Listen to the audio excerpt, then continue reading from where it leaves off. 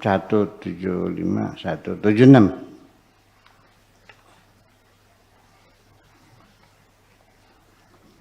Ya abdu man lam ata'arraf. Nah, ini masih ada hubungannya. Wahai hambaku. Ini Syekh An-Nefri yang disajikan tulisannya oleh Dr. Mustafa Mahmud. Mustafa Mahmud itu bukan dokter gitu, dokter. Dia ahli bedah. Tapi sehari-hari bikin novel, bikin sajak, karya-karya ilmiah, tasawuf. Enggak tahu kerja enggak dia tuh jadi dokternya tuh. Tapi karyanya ratusan ya. Ketika mengatakan ya abdu, ini bukan hadis qudsi, bukan. Bukan hadis qudsi, bukan firman Tuhan. Ini adalah imajinasi seorang sufi dalam memperkenalkan pemikirannya, namanya hadisun nafas, seolah-olah Tuhan berbicara kepadanya, gitu, paham nggak? Iya. Jadi bukan hambaku ini seperti qala ta'ala gitu, enggak. Ya abdu wahai hambaku, man lam ata'arraf, siapapun yang aku tidak memperkenalkan. Apabila aku tidak memperkenalkan ilaihi kepadanya, la ya'rifuni, tidak mungkin dia akan kenal aku. Artinya, bapak-bapak dan ibu-ibu kenal saya enggak? Iya. Kenal. Coba ceritakan awal mulanya bagaimana proses bapak-bapak, ibu-ibu kenal saya. Pasti akan berbeda-beda. Betul enggak? Bapak Profesor Dedi akan mengatakan, saya pertama kali ketemu dengan Pak Kiai Sakor itu di IAIN dalam rangka seminar. Ya begitu ya, ya. Dan saya memperkenalkan saya menantunya si Anu. Oh kalau begitu kita masih sedulur, masih apa? Masih waris, masih keluarga berarti. Oke. Dalam kesempatan seminar keilmuan. Artinya bahwa yang mewarnai perkenalan saya itu adalah faktor apa? Didominasi oleh keilmuan. Betul enggak? Ada yang kenal saya lagi ketika suaminya kanjingan Kuangwung. Apa tuh kajian Kuangwung tuh? Lagi selingkuh. Datang kepada saya sambil menangis. Saya katakan jangan pernah minta cerai. Asal dia sudah mengaku bersalah, minta maaf, kau maafkan. Itu adalah satu kesalahan yang sangat manusiawi sekali. Karena perceraian itu bukan penyelesaian bagi saya. Akan bikin masalah baru. Saya kasih wiridan, kasih air. Ya, beberapa hari kemudian suaminya datang menangis ya. Langsung nubruk ning pangkone ya. Di pangkuan istrinya meminta ampun, dia maafkan, selesai. Artinya apa? Dia mengenal saya melalui jalur kesaktian. Betul nggak? Dan seterusnya. Nah, maka kita pun mengenal Allah itu juga 1001 jalan menuju Roma. Kita mau ke Arjawinangun. bisa lewat Jatibarang, Karangampel, ya kan gitu. Muter. Bisa lewat Kertasmaya, Kedung Bunder, bisa lewat Bebas, bisa lewat itu 1001 jalan menuju Roma. Orang mengenal Tuhan juga berbagai macam jalan. Ada melalui penderitaan, diberi penyakit dulu bertahun-tahun, oleh dokter sudah divonis mati, kan begitu.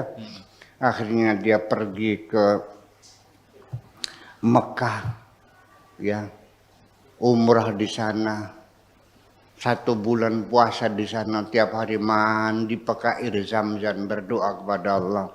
Mandinya zam-zam, minumnya zam-zam, semuanya pakai zam-zam semua. Selama sebulan, begitu Syawal, cek lagi ke dokter, ternyata dinyatakan bersih, kankernya sembuh. Ada lagi yang melalui di Remek nih Gusti Allah, ya, rumahnya disita, suaminya kawin lagi, anaknya kena narkoba, ya, akhirnya dia kampang-kampul, orang oli banyu, orang oli Daratan. nyungsep di Sudeng Gunung Jati, iya, puasa tiap hari. Itu artinya bahwa Allah memperkenalkan kepada kita dengan berbagai macam cara.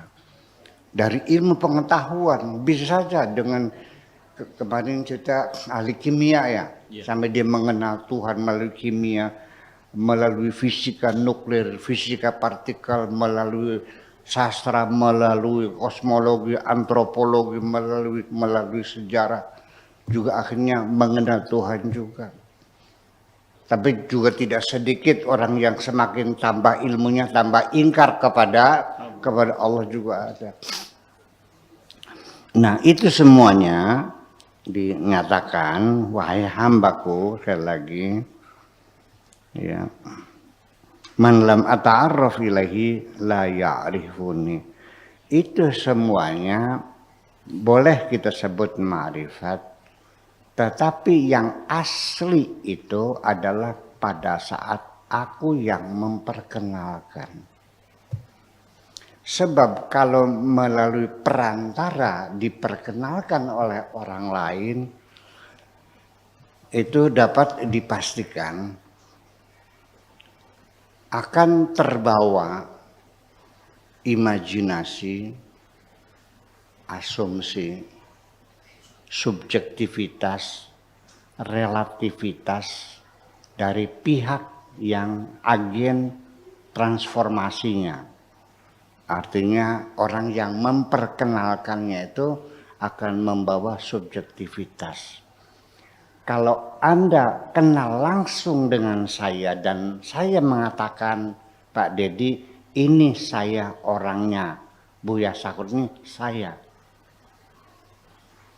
Dan saya adalah anaknya Ibu Haji Jenab. Ibu Haji Jenab itu anaknya Haji Hasan.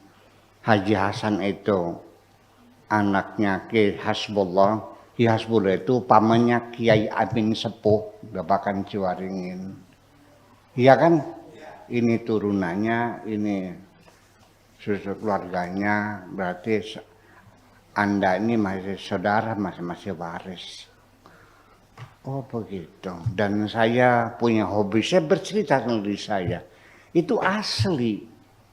Tapi kalau orang lain yang memperkenalkan, itu mesti akan dipengaruhi oleh subjektivitas, asumsi seseorang.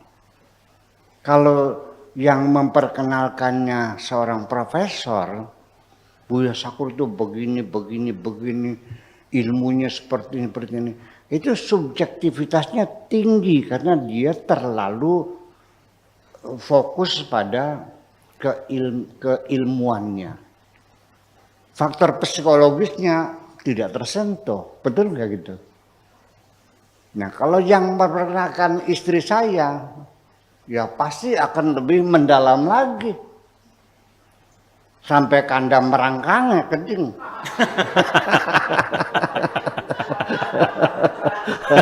Betul nggak?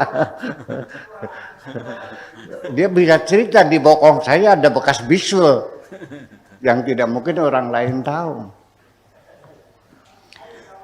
Yang memperkenalkan Allah kepadamu, kedekatan dengan Allahnya berbeda. Semakin dekat Allah, semakin lebih jelas menerangkan tentang Allah. Betul nggak? Kalau kenalnya hanya sekedar wacana, dia bukan pelaku, dia hanya sekedar banyak baca buku, banyak ngaji, punya pesantren, jadi kiai, ya. Dia belum kenal Allah kok. Yang dia kenal adalah hukum-hukum Allah, bukan Allahnya yang dikenal. Lebih banyak kepada syariatnya. Ya tentu mengenalkan Tuhan ya dengan potong tangan, dengan rajam, ngesembayang ya dipodari, beli puasa dipodari, dipenggal kepalanya, murtad dipenggal, mencuri dipotong, ya berzina dirajam, ya kalau maling melarikan diri dicungkil matanya, ya seperti itu, iya, dengan segala kesadisannya itu. Akhirnya terbangun imajinasi Tuhannya sangat sadis. Iya kan? Nah itulah makanya bagaimana caranya kira-kira kita mencapai tingkat ma'rifatullah itu, kira-kira Allah sendiri yang memperkenalkan kepada kita. Nah itulah beberapa jalur yang saya pakai selama ini. Saya mengajak teman-teman semuanya berkholwat 40 hari di hutan, ya. Kemudian bulan Maulid 12 hari. Nanti bulan puasa ini 5 hari ya. 17, 18, 19, 20, 21. Yang muttafaq alaih tentang nuzulul Quran itu juga hari-hari sakti ya. Terus apa lagi, Isra Mi'raj ya. Maulid Nabi 12 hari. Itu kita mencoba, kita berkholwat. Karena para nabi yang telah berkenalan dengan Tuhan dan Tuhan yang langsung memperkenalkannya, itu prosesnya dalam keadaan pertapaan kok. Betul nggak? Siddhartha Gautama bertapanya di mana? Di hutan. Nabi Muhammad di Gua Hira. Nabi Ibrahim padang pasir. Nabi Musa di Gunung Tursina. Nggak mungkin kamu ketemu Tuhan di night club. Mungkin nggak? Enggak. Ketemu Tuhan di kuliner, di kafe, nggak mungkin dong. Ya, nah makanya dan ini kita sedikit tradisi baru lagi bahwa di hutan itu kita tidak kholwat besar saja, tapi ada rutinan setiap malam Rabu itu saya nginap di sana. Istiqosah di hutan itu juga barangkali saja ya, setiap malam Rabu itu bahasa Arabnya Arbi'a. Al-Arbi'a dari kata arba'ah.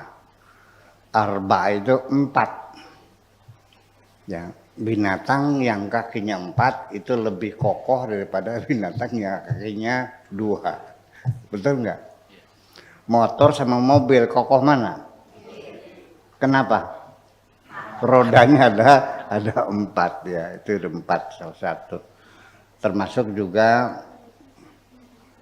hari Rabu itu untuk hari baik untuk orang pindah rumah ya, bikin rumah. Itu selalu saya rekomendasikan mulai hari Rabu jam 9 pagi buka fondasinya itu.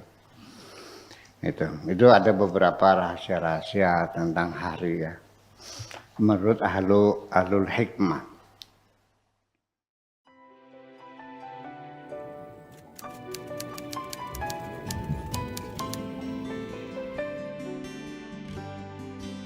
Aku hanya ingin berbagi kebahagiaan dan tidak menggurui siapapun. Terlalu sulit bagiku untuk menyalahkan siapapun. Akan tetapi apabila ada orang yang ingin mengisi raporku, tentu aku sangat gembira sekali. Dan kujamin aku tidak akan sakit hati sedikit.